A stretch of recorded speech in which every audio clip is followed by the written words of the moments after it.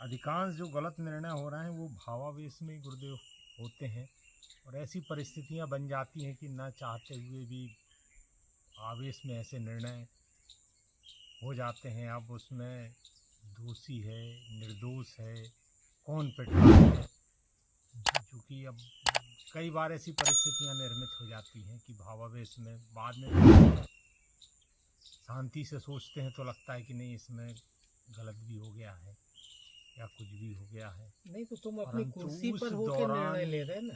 भी बड़ा परिस्थितियां ऐसी निर्मित हुई हैं कि निर्दोष थे वो भी दंडित हो गए हैं। तो वो भी कई बार ऐसी घटनाएं घटित हुई हैं जो कि अब सोचने में आता है कि गलत हुआ है। हाँ, तो वही तो कह रहा हूँ, अगर आपके द्वारा गलत हुआ है किसके भी द्वारा, तो उसका बदला प्रकृति लेगी, क्योंकि अब तो हो गया, वो बदला तो ले नहीं सकता, वो निकल गया, उसने तो अपना भोग लिया। किया नहीं था तो भी भोगा, जब किया नहीं था उतना भोगा, तो जिसने किया है उससे ज्यादा भोगेगा, क्योंकि वो जहां भी होगा, अभी भी जहां होगा, और जिस व्यक्ति की वजह से भोग रहा होगा, जब जब उसकी याद आएगी तब उसका रोम रोम उसे श्राप देगा, क्योंकि उतना समय उसके जीवन का उसने बर्बाद कर दिया। तो उस व्यक्ति का जब जब याद आएगी जिसके द्वारा उसने भोगा है और वो ऐसा काम नहीं किया था, तो जब जब उसकी याद आएगी तब तब उसके अंदर से बददुआ निकलेगा, भले वो अपने आप को कितना भी समझाए।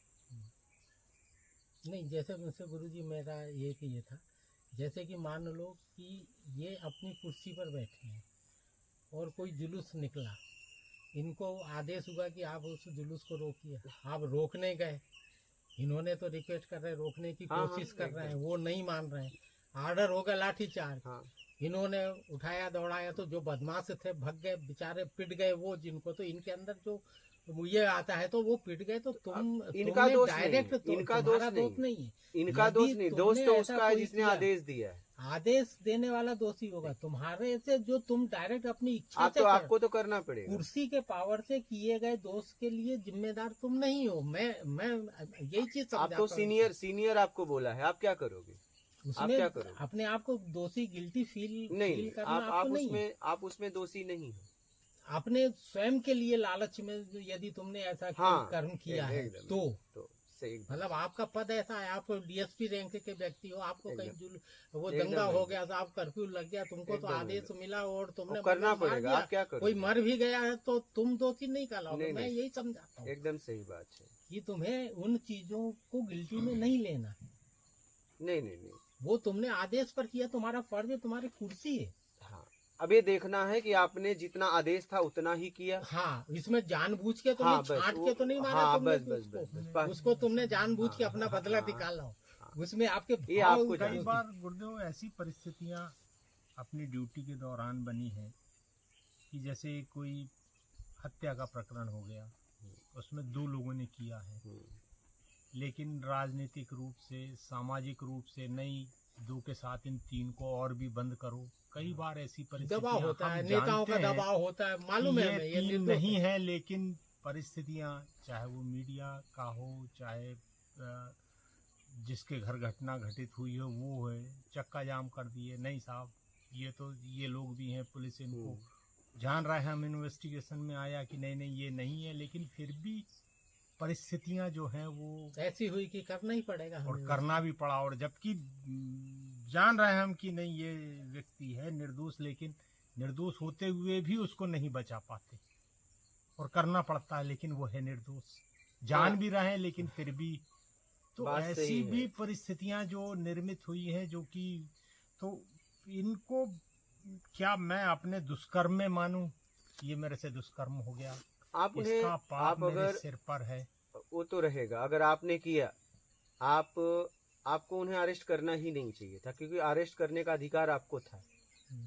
तो आपको किसी स्थिति परिस्थिति में अगर वो गुनहगार नहीं था तो उसे अरेस्ट नहीं करना चाहिए। लेकिन अब मंत्री ये कोई भी आ जाए, बहुत करता सस्पेंड होते, बहुत करता आप ट्रांसफर होते, इससे ज्यादा नहीं। समझिएगा, यही होता, इससे ज्यादा क्या होता। लेकिन आपको अगर पता चल गया कि ये व्यक्ति गुनहगार नहीं है तो आपको उसे बचाना चाहिए था, दंडित नहीं करना चाहिए था। उसके केस में ऐसी धाराएं लगा दो कि वो छूट जाए।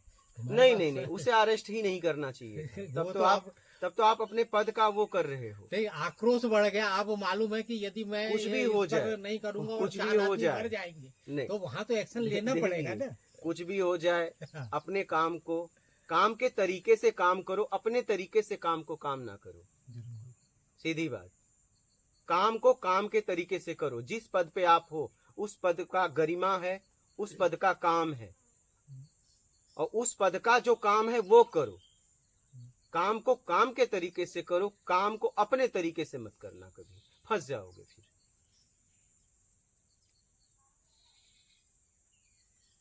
फिर फंस जाओगे।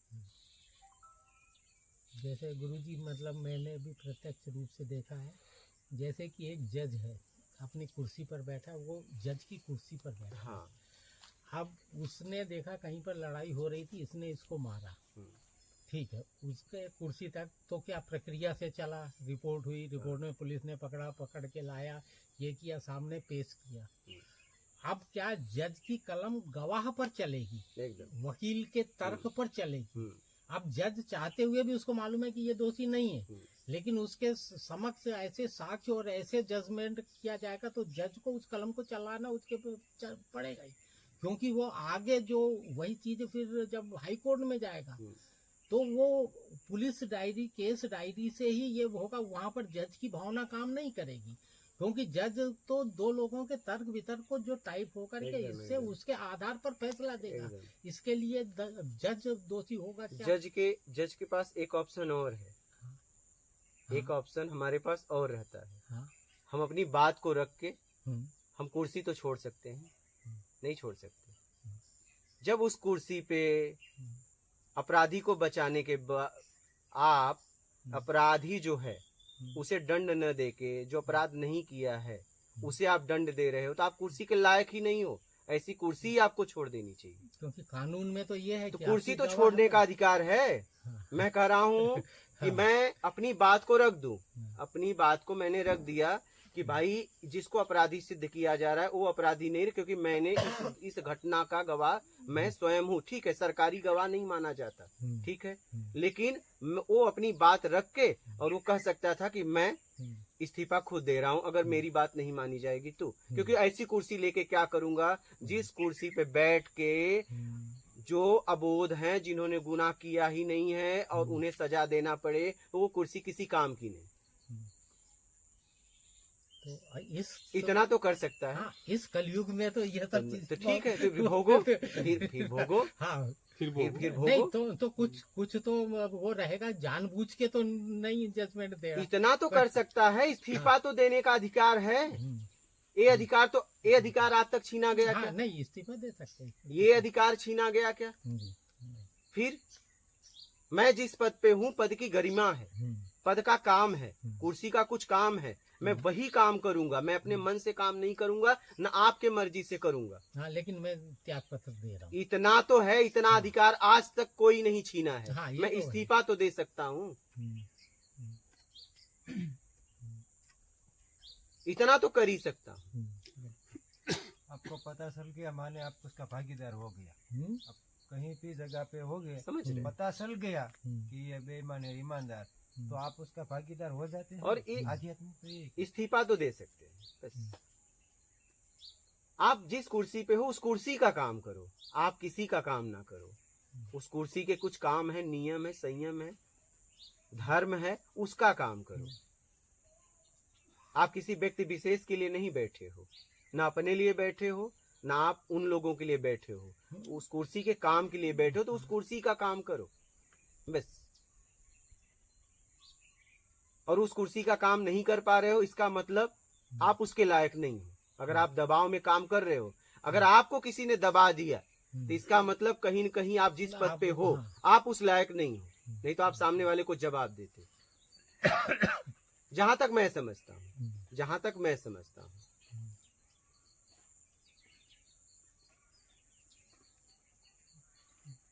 यही प्रश्न है, इनकी उथल पुथल हम दोनों भाइयों में ये नहीं होती रहती है, क्योंकि हम एक दूसरे को वो करते रहते किसी पद पे बैठे हैं, हो रही है, क्योंकि अब वो अपने आप में आ रहे हैं तो होगी। पहले तो करते गए, लेकिन अब जो कर रहे हैं वो दिख रहा है, दिख रहा है क्योंकि जो क्योंकि हमने अब किया ज्ञान हो गया कि हाँ। मुझे ये करना है, तो अब इनको वो बोझ लगने लगा। तो होगा उसके ना। लिए सच्चा ज्ञान चाहिए। तो मैंने कि आप चलो सच्चे ज्ञान के लिए हम आपको बस प्रत्यक्ष अब ज्ञान उसके के लिए तो सामने ले सत्संग चलते। सुनो और भोगने के लिए तैयार तैयार हो रहो, जाओ, उसका क्योंकि तो कोई जिनके वो साथ नहीं है। किए हो गए पता नहीं कहाँ गए, उन्हें ढूंढ भी नहीं पाओगे पृथ्वी पर। बस सत्कर्म। सत्कर्म और भोगने बस। के लिए तैयार और ईमानदारी, बस इतना अपना लो जीवन में। सत्कर्म और कभी भोग आए तो बचना मत, बचने की भोग कोशिश लेना। न करना। हाँ, बस इतना ध्यान रखना।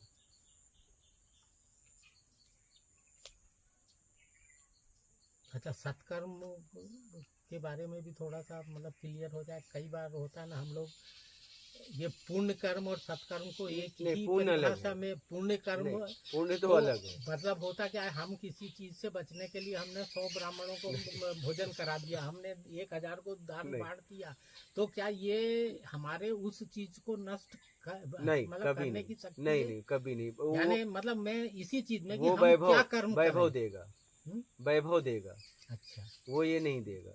हम्म, जैसे कोई जा रहे हो, आप जा रहे हो, कोई गिर गया, आपने उठा के उसे सही जगह पहुंचा दिया, हम्म, दवा दिला दिया, भोजन करा दिया, हम्म। ये सत्कर्म है। सत्कर्म का मौका प्रकृति देती हाँ, है। हमें अपने कर्मों को काटने के लिए तो सत्कर्म सत्कर्म। कैसे हम ढूंढे? ये आप कि नहीं ये ढूंढ सत्कर्म नहीं होगा। सकते। हाँ। ये प्रकृति मौका देगी, आपको समझना है। जैसे जा रहे थे, किसी ने कहा सुनिए हम्म, मुझे पता बता दीजिए, हम्म, तो आपने उसे पता बता दिया, ये सत्कर्म है। अच्छा।